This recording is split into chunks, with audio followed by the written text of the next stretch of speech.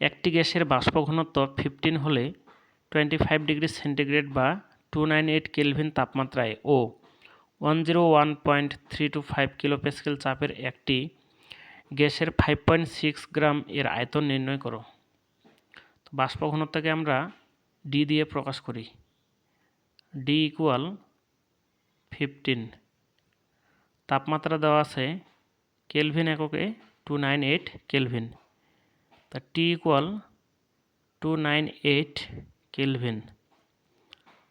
চাপ দেওয়া আছে পি ইকুয়াল 101.325 কিলোপ্যাসকেল। যেহেতু আমরা লিটার অ্যাটমসফিয়ার এককে করব, এই জন্য কিলোপ্যাসকেলটাকে আমরা অ্যাটমসফিয়ার এককে প্রকাশ করব। কিলোপ্যাসকেলকে অ্যাটমসফিয়ার এককে প্রকাশ করলে 101.325 দিয়ে ভাগ করতে হয়।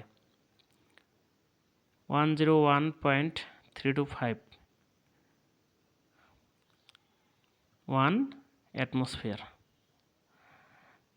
এটা আমরা কেটে দিতে পারি। একটি গ্যাসের 5.6 গ্রাম এর আয়তন নির্ণয় করো। তাই ভর দেওয়া আছে ডাব্লিউ ইকুয়াল 5.6 গ্রাম, আর আয়তন যেহেতু নির্ণয় করব তাহলে ভি ইকুয়াল ওয়াট। আর এর মান লিটার অ্যাটমসফিয়ার এককে 0.0821 litre atmosphere kelvin inverse mole inverse.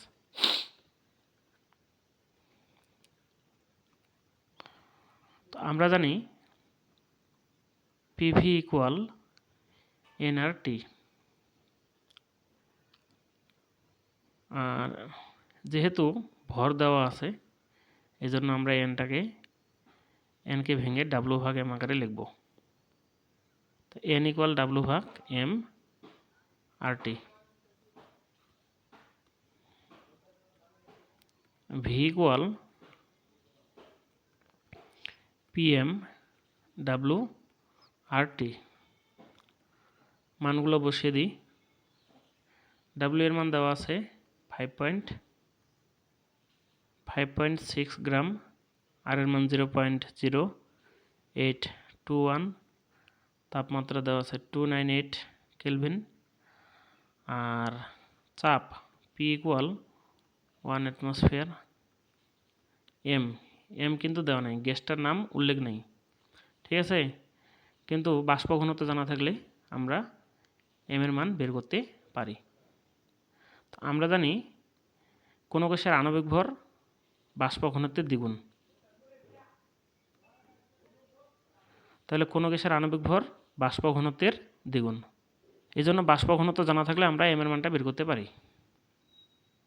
2 into বাষ্প ঘনত্বের মান 15 ইকুয়াল 30 গ্রাম পার মোল। তাহলে আয়তন হবে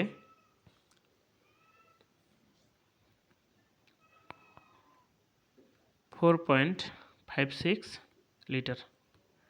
এটাই অ্যান্সার।